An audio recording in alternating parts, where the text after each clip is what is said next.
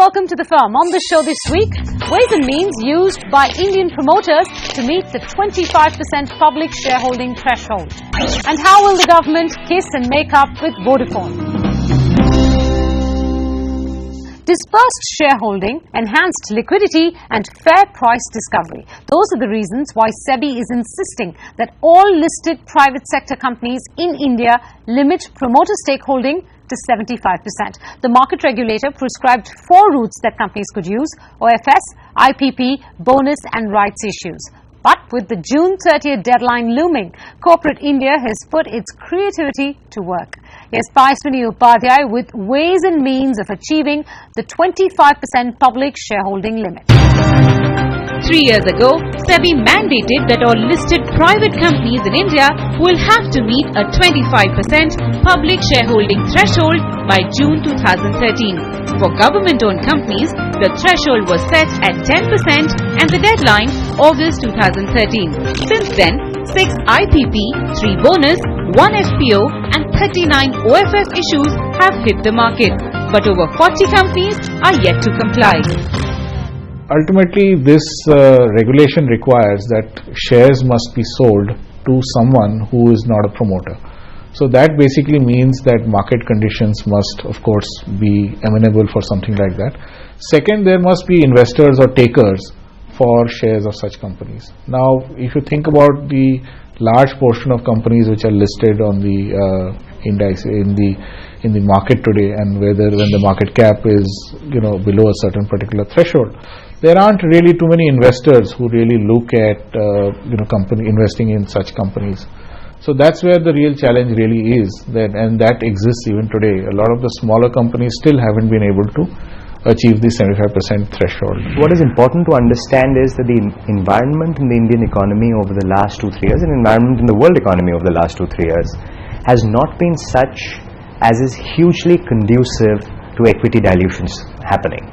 And therefore, I think SEBI has in the recent past, with the deadline approaching fast, been showing flexibility in terms of applying these guidelines. Take Puravankara, Fortis Health and Mahindra Holidays for instance. Though IPP guidelines mandate minimum 10 investors, SEBI has allowed these 3 companies to sell shares to less than 10 investors via an IPP. The condition being that the share pricing would be done as per QIP or Qualified Institutional Placement guidelines. I think the crux of the issue is that whenever companies went out, in all of these instances, whenever they went out and did a fundraise, were they doing the fundraise and eventually targeting an end shareholding which was at 75% promoter holding, or was it below 75%? Was it 72, 73, 71? In some instances where the companies were at 77, 78%, they went to SEBI and said that 3% is too small a dilution for us. We will need to do a larger dilution. If you really have to do it, it will have to be 5 to 6%. And then SEBI said, okay, that's fine, but these guidelines have been specifically made for coming down to 75.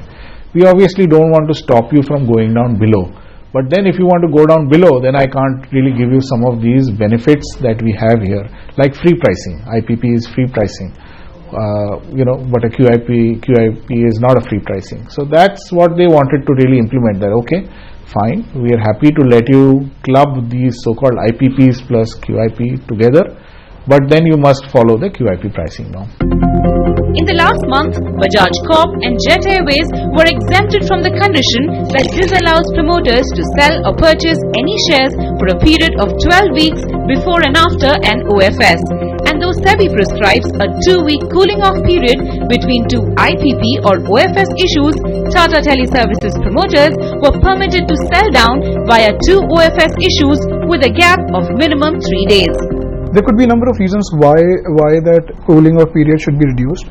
One of them could be maybe there was some interstate transfer of shares between the promoter itself, which was more a technical requirement to restructure the promoter block, and that should itself not be a hindrance why promoters should not be allowed to sell in the market either through IPP or through OFS. And within 2 transactions of OFS, again the period has been reduced from 12 weeks to 2 weeks, which has been further reduced in a couple of transactions recently. The entire idea is that globally the markets have been fairly volatile over the last few months, and we are nearing the deadline of 3rd of June. So SEBI has taken a fairly practical view that people might want to tap these windows very quickly as and when they are available. Besides these exemptions, SEBI has also allowed promoters to sell down in ways that do not violate the spirit of the regulation. For instance, ABB's promoters needed to sell just one share to reach the public shareholding threshold and was allowed to do so in the open market.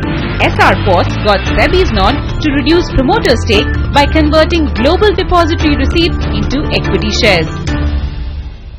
One of the successful ideas has been GDRs. So if a company has GDRs which were still held as GDRs and not exchanged for shares, as and when those GDRs are exchanged for shares, the shares which have been given to these shareholders or investors, if they are not promoters, would be calculated for the purpose of public shareholding, and this would basically mean that the promoters' number of shares remains the same, which basically means that promoter will be diluted below 75% or up to 75%, largely because new shares are being added to the denominator without them being added to the numerator.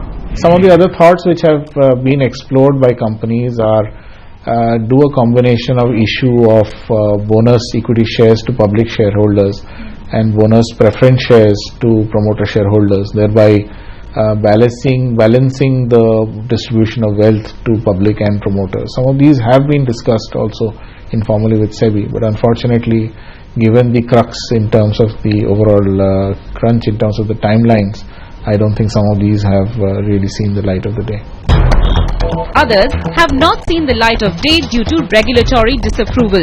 Gillette approached SEBI asking if it could meet the 25% threshold by reclassifying one of its promoters as non-promoter. SEBI rejected the proposal. On appeal, the Securities Appellate Tribunal asked SEBI to give Gillette a reasoned order for turning down the company's proposal. That reasoning may also impact Gokuldas Exports. In February this year, private equity investor Blackstone was designated promoter, 1 year after it took over management control. The Hinduja Group was reclassified as non-promoters, taking the public shareholding to 25%. But it's not clear whether SEBI will consider this to be in compliance with the public shareholding requirement.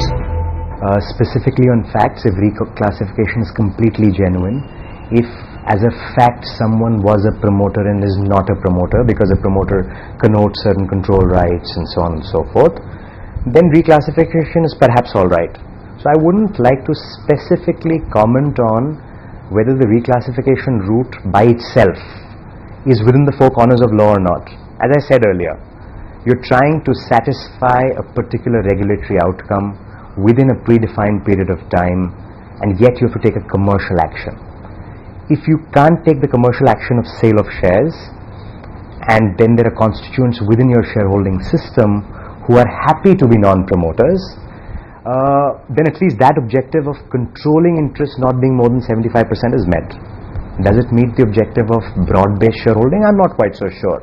So I would let SEBI apply its mind. There are certain times in the life of a company when certain things happen or change to the promoters. For example, in business families, there could be a split and two factions could separate, and one of them could actually no longer be in control of the company.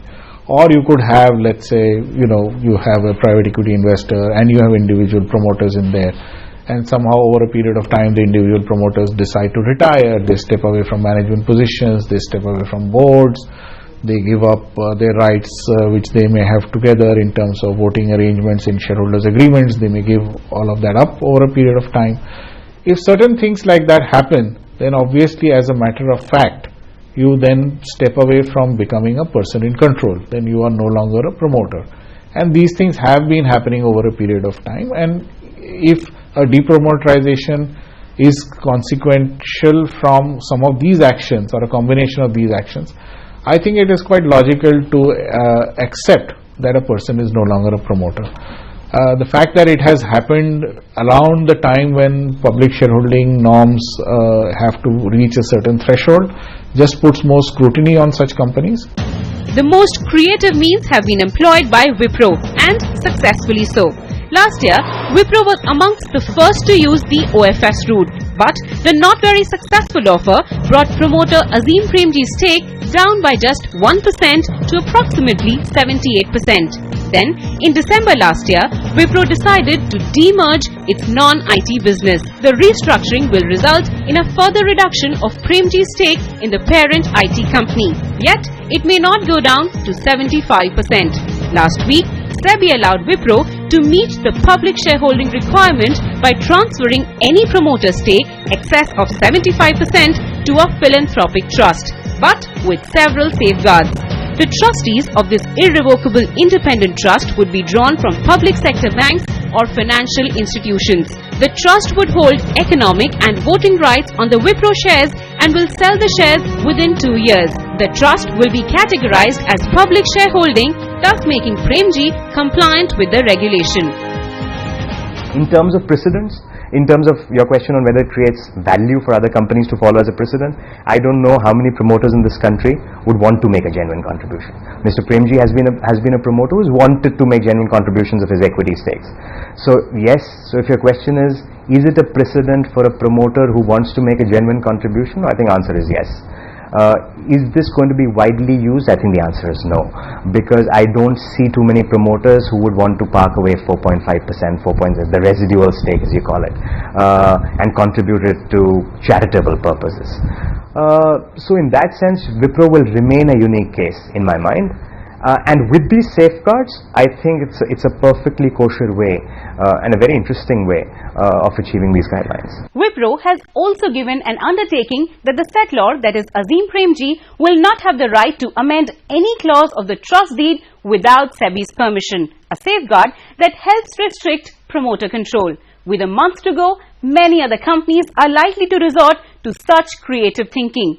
Some that I heard about issue fresh shares to the Employee Welfare Trust or merge two listed entities with different promoters to achieve dilution in promoter holding. We'll know soon if any of these pass muster with SEBI. In Mumbai, Paismini Upadhyay. Well, with little over a month to go for that deadline, I'm sure we're going to see a lot more creativity in play. With that, let's take a quick break on the firm. On the other side, how will the government kiss and make up with Vodafone?